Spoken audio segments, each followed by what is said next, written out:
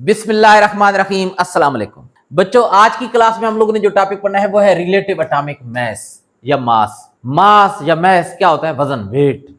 अब कुछ बच्चे कंफ्यूज हो रहे होंगे कि सर वेट अलग चीज होती है, मास अलग चीज होती है। भाई फिजिक्स में वेट अलग है, मास अलग है, लेकिन केमिस्ट्री में वेट और मास दोनों सेम मीनिंग में इस्तेमाल होते हैं। और हम लोग अभी केमिस्ट्री पढ़ रहे हैं, तो इसका मतलब मास और वेट क्या है? सेम है। तो मास क्या मतलब? वजन, एटॉमिक मास यानी एटम का वजन। और साथ कौन सी चीज लिखी हुई है? रिलेटिव। रिलेटिव कहते हैं कंपैरेटिव को, किस चीज से कंपेयर करना। बेटा क्वांटिटीज जो होती है ना, जैसे मैस है, वॉल्यूम है, डेंसिटी वगैरह हो गई, ये दो किस्म की होती हैं। एक होती है एब्सोल्यूट, दूसरी होती है कंपैरेटिव या रिलेटिव। एब्सोल्यूट क्या मतलब? जिन्हें फाइंड करने के लिए, जिनकी वैल्यू मालूम करने के लिए, जिनकी मेजरमेंट करने के लिए हमें किसी चीज से कंपेयर ना करना पड़े। जैसे अगर हमें अंडे चाहिए होते हैं तो हम लोग कहते हैं 1 डजन एग, तो 1 डजन एक क्वांटिटी है। अब किस चीज से कंपेयर करने की जरूरत नहीं है। शॉपकीपर, दुकानदार क्या करेगा? 12 अंडे गिन कर थैली में डालेगा, हमारे हवाले कर देगा। किस चीज से कंपेयर नहीं किया। तो क्या मतलब? डजन जो है ना, एक क्वांटिटी तो है, लेकिन इट इज एब्सोल्यूट क्वांटिटी। वो कौन सी है? एक एब्सोल्यूट क्वांटिटी है, उसको किस चीज से कंपेयर करने की जरूरत नहीं पेश है। लेकिन मैथ जो है ना बेटा, वो रिलेटिव क्वांटिटी है। अब रिलेटिव क्वांटिटीज कौन सी होती हैं? जिनको दूसरी चीज के साथ कंपेयर करना पड़ता है। जैसे अब मैं आपको एग्जांपल देता हूं एक। कभी सेब खरीदे हैं रेडी वाले से? भाई एग्जांपल में ही सेब खरीद सकते हैं इस महंगाई के दौर में। अगर आप लोगों ने सेब खरीदे हों, आप उनको बोलते हैं रेडी वाले अंकल को कि अंकल हमें 5 किलोग्राम सेब दे दें, तो वो कैसे देता है? उसके पास एक थैली होती है ना 5 किलोग्राम वाली, वो भर कर आपके हवाले कर देता है? नहीं, ऐसा नहीं करता, बल्कि उसके पास तराजू होता है, तराजू के ऊपर तोलता है। कैसे तोलता है? कभी नोट किया है? थैली भरकर रखता है सेब की, एक तरफ को तराजू के, और तराजू के दूसरी तरफ को क्या करता है? खुद बैठ जाता है ना? नहीं भाई, खुद नहीं बैठता।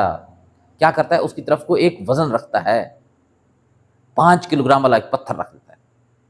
तो आप जरा देखें ना, उसने जब सेब आपको दिए, सेब का वजन मालूम करने के लिए उसने क्या किया? 5 किलोग्राम वाले पत्थर से उसको कंपेयर किया। तो जिस क्वांटिटी को हम कंपेयर करके लेते हैं ना किसी और चीज से, वो क्या कहलाती है? रिलेटिव या कंपेरेटिव क्वांटिटी कहलाती है। अब जिस चीज से कंपेयर करते हैं ना, उसे स्टैंडर्ड या रेफरेंस बोलते हैं। जैसे सेब का वजन मालूम करना था, तो वो 5 किलोग्राम वाले पत्थर से कंपेयर किया, तो वो 5 किलोग्राम वाला पत्थर क्या कहलाएगा? स्टैंडर्ड या रेफरेंस कहलाएगा। अब बेटा एटॉमिक मास फाइंड करना है, तो ये भी रिलेटिव क्वांटिटी। क्या मतलब? इसको भी किस चीज से कंपेयर करना पड़ेगा। तो क्या इसको भी उसी 5 किलोग्राम वाले पत्थर से कंपेयर करेंगे? क्या एटॉमिक मास फाइंड करने के लिए भी जो स्टैंडर्ड होगा या रेफरेंस होगा वो 5 किलोग्राम वाला पत्थर होगा? नहीं भाई, 5 किलोग्राम या 1 किलोग्राम तो बहुत बड़ी वैल्यू होती है, और एटम तो बहुत छोटा सा पार्टिकल होता है। अभी तक एटम इलेक्ट्रॉन माइक्रोस्कोप से भी नजर नहीं आया, ये आपको पता होना चाहिए। इतना छोटा होता है, तो 1 किलोग्राम वाले पत्थर से नहीं मालूम कर सकते। तो उसके लिए फिर साइंटिस्ट ने एक अलग से रेफरेंस, एक अलग से स्टैंडर्ड बनाया है, और वो स्टैंडर्ड भी एक एटम है। किस चीज का एटम है? कार्बन 12। कार्बन की एक किस्म है, कार्बन के एक आइसोटोप है जिसे कहते हैं कार्बन 12। तो इसको रेफरेंस बनाया, यानी किसी भी चीज के एटम का एटॉमिक मास फाइंड करना होगा ना, किसी भी एलिमेंट के एटम का एटॉमिक मास फाइंड करना होगा, तो उसको हम लोग किससे कंपेयर करेंगे? कार्बन 12 के एटम से कंपेयर करेंगे। ये क्या हो गया? Standard. Standard for atomic masses. Atomic masses. कोई आप लोगों से पूछ सकता है कि एटॉमिक मैसेज फाइंड करने के लिए जो स्टैंडर्ड इस्तेमाल होता है, जो रेफरेंस इस्तेमाल होता है, कौन सी चीज होती है? तो आपने क्या कहना है? Carbon 12 atom. Carbon 12 atom. Carbon 12 क्या है? कार्बन की एक किस्म है, कार्बन के एक आइसोटोप है। आगे इंशाल्लाह आइसोटोप ही पढ़ेंगे कि आइसोटोप्स क्या होते हैं। अब आगे बंदा आपसे यह सवाल कर सकता है कि भाई कार्बन 12 ही क्यों स्टैंडर्ड के तौर पर सिलेक्ट किया गया? तो भाई स्टैंडर्ड की कुछ खूबी होती है ना। कौन कौन सी खूबियां होती हैं? सबसे पहली खूबी कि वो स्टेबल होना चाहिए। दूसरी खूबी इजीली अवेलेबल होना चाहिए। तो बेटा कार्बन 12 का जो एटम है ना, ये स्टेबल होता है। तो क्या जवाब देना है कि इसको क्यों चुना गया? एक स्टेबल है, दूसरा इजीली अवेलेबल है। हर चीज के अंदर कार्बन मौजूद होती है, मेरे अंदर भी है, आप लोगों के अंदर भी है, जितनी भी ऑर्गेनिक चीजें हैं, ये लकड़ी के अंदर भी है, प्लास्टिक के अंदर भी होती है, ऑलमोस्ट हर चीज के अंदर ये पाई जाती है। तो ये कार्बन 12 क्या है? स्टैंडर्ड। किस चीज के लिए? एटॉमिक मास फाइंड करने के लिए। तो अब बच्चों बात यह है कि एटॉमिक मास को हम कैसे डिफाइन करेंगे? किसी भी एलिमेंट के एक एटम का मास, एक एटम का मास एटॉमिक मास होता है। एटॉमिक मास कैसे मालूम करते हैं? Relative to the mass of 1C12 atom, यानी उसको किससे कंपेयर करके मालूम किया? कार्बन 12 के एक एटम से कंपेयर करके मालूम किया। तो क्या लिखेंगे, mass ऑफ वन एटम, या बुक में हो सकता है एन एटम लिखा हुआ, one atom of an element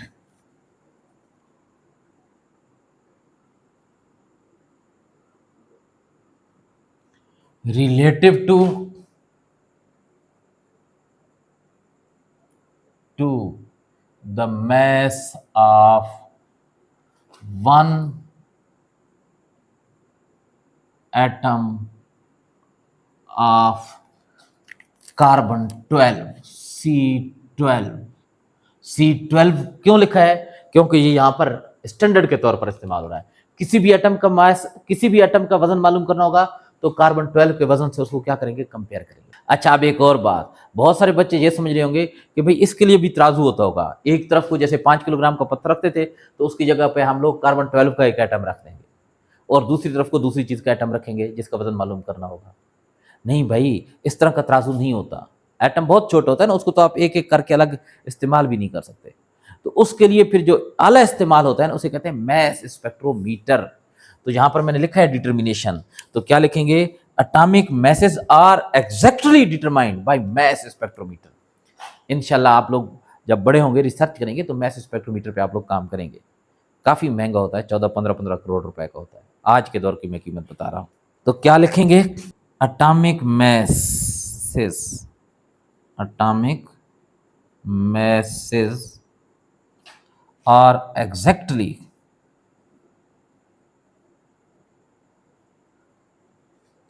determined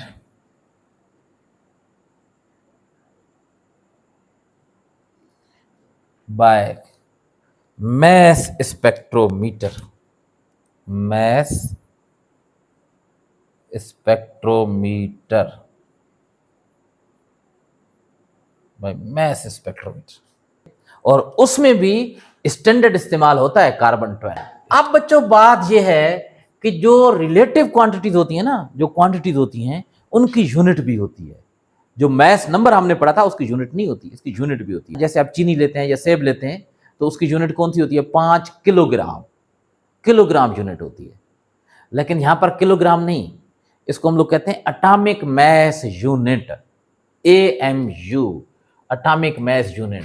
तो क्या लिखेंगे, atomic mass of an atom, atomic mass of an atom is measured in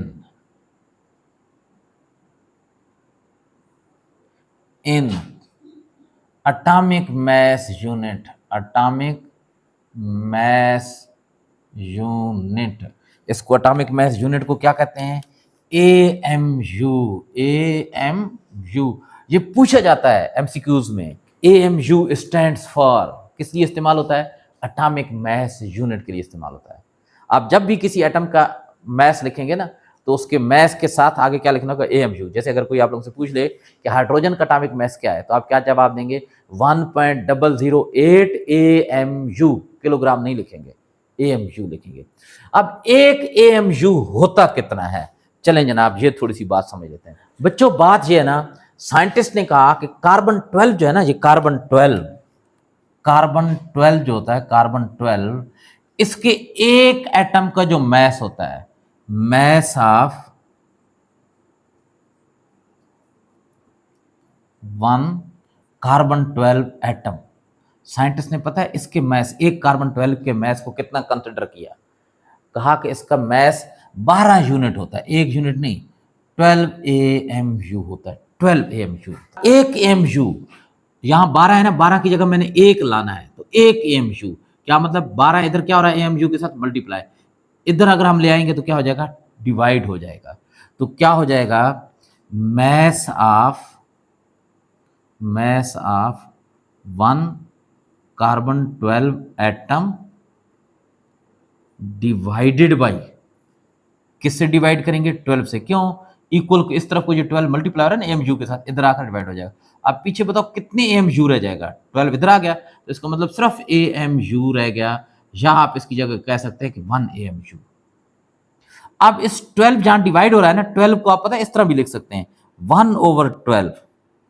क्या लिख सकते हैं? 1/12 multiply by mass of 1 carbon 12 atom किसके इक्वल हो जाएगा? 1 AMU के इक्वल हो जाएगा। 1 AMU के इक्वल हो जाएगा। 1 AMU आप इधर भी लिख सकते हैं इक्वल करके। तो बेटा ये जो चीज है ना, ये वाली जो चीज है, ये वाली चीज, ये आपको AMU की डिफिनीशन बता रही है। एक AMU क्या होता है? 1 AMU is equal to the 1/12। 1/12 का क्या मतलब होता है? 1/12 of the mass of 1 carbon 12 atom.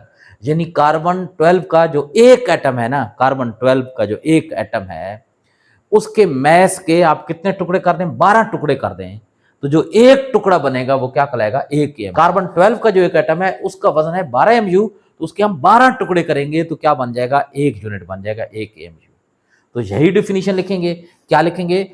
1 AMU is the mass that is exactly equal to the 1/12। 1/12 क्या मतलब होता है? 1/12 of the mass of 1 carbon 12 atom. तो कैसे डिफाइन करेंगे? अब मैं ये चीज मिटा रहा हूं, ये आपको याद रखना है कि carbon 12 is used as standard. यहां ना नीचे लिख भी देते हैं, here carbon 12 is used as standard. Standard तो क्या डिफाइन करेंगे? 1 AMU 1 AMU is the mass that is exactly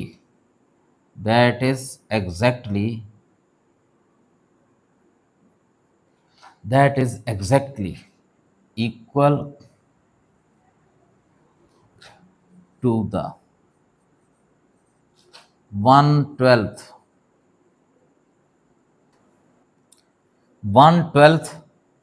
of the mass of 1 C12 atom. ये जनाब इसकी डेफिनेशन हो गई। अब नीचे यहां पर हम लोगों ने ये चीज सारी लिख देनी है। क्या लिखेंगे? mass of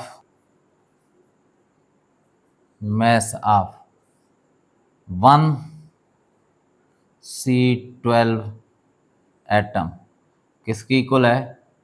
12 AMU। और फिर क्या लिखेंगे? ये 12 इधर मल्टीप्लाई हो रहा है, इधर आकर डिवाइड हो जाएगा, तो क्या बन जाएगा? mass of 1 C12 atom divided by 12 किसकी इक्वल हो जाएगा? अब 12 इधर आ गया है तो इधर क्या रह गया? 1 AMU। तो यहां पर हम लोग क्या लिखेंगे? 1 AMU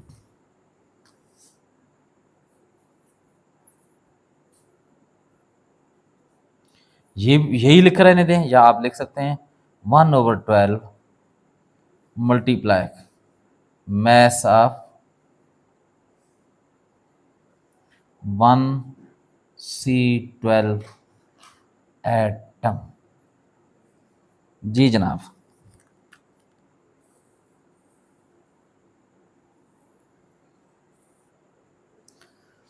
अब बच्चों कुछ एग्जांपल्स हैं, जैसे जरा देखें ना, एक एलिमेंट है हाइड्रोजन, उसका एटॉमिक मास होता है 1.008 AMU। इसी तरीके से जरा देखें नाइट्रोजन, इसका एटॉमिक मास होता है 14.0067 AMU। और सल्फर, इसका रिलेटिव एटॉमिक मास होता है 32.06 AMU। बच्चों आपकी बुक में ना एक टेबल बना हुआ है, उस टेबल में ना तकरीबन 7-8 या 10 एलिमेंट के एटॉमिक मैसेज लिखे हुए हैं, रिलेटिव एटॉमिक मैसेज। तो कोशिश करें कि वो एक एक करके आप क्या कर लें, उनको याद कर लें। एग्जाम्स में MCQs में पूछे भी जा सकते हैं। यहाँ पर ये एक मैंने एग्जाम्पल लिखी है, बुक के पेज नंबर 35 पर ये चीज़ लिखी हुई है, लेकिन यहाँ पर मैंने उसको एज अ एग्जाम्पल यानी न्यूमेरिकल की शक्ल दे दी है। उसमें ये वाली जो बात है ना आगे, what is the relative atomic mass of hydrogen, ये नहीं लिखा हुआ, उसमें यही लिखा हुआ है hydrogen atom is 8.40% as massive as the standard carbon 12 atom.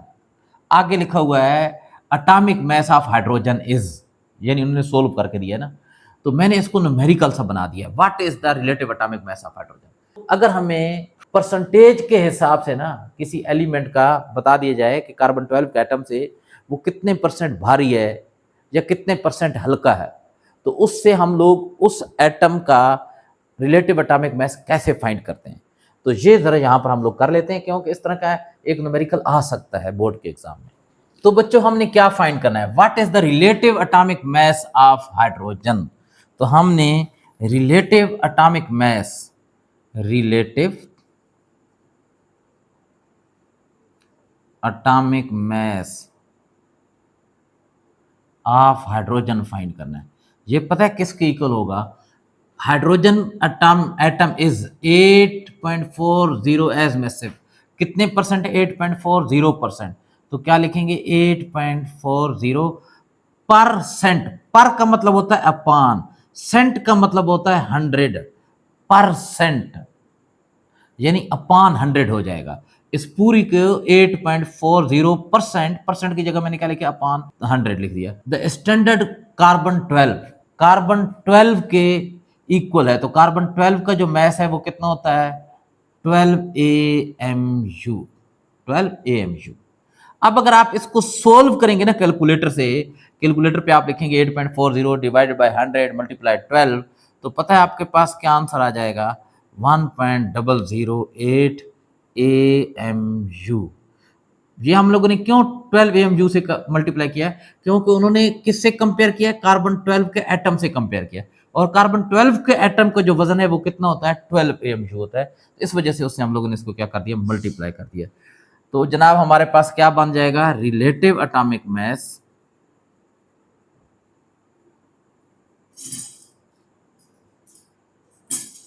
Of hydrogen कितना आ जाएगा 1.008 AMU। तो मुझे उम्मीद है कि अब किसी भी और चीज का दे दिया जाता है, जैसे ये कहा जाता है कि एल्यूमिनियम एटम इज, आगे कोई यहाँ पर वैल्यू लिखी थी परसेंट में, is as massive as the standard carbon 12 atom, what is the relative atomic mass of aluminium. तो जस्ट क्या करना है, यहाँ जो भी वैल्यू लिखी होगी, जैसे यहाँ पर 8.40 लिखी हुई है तो हमने 8.40 लिखा, अगर कोई और वैल्यू लिखी होती है तो हम लोग वो वाली वैल्यू लिखेंगे, 100 से डिवाइड करेंगे, 12 से मल्टीप्लाई कर देंगे, आंसर आ जाएगा। बच्चों आज की क्लास में इतना ही, मिलेंगे इंशाल्लाह अगली क्लास में। अल्लाह हाफिज।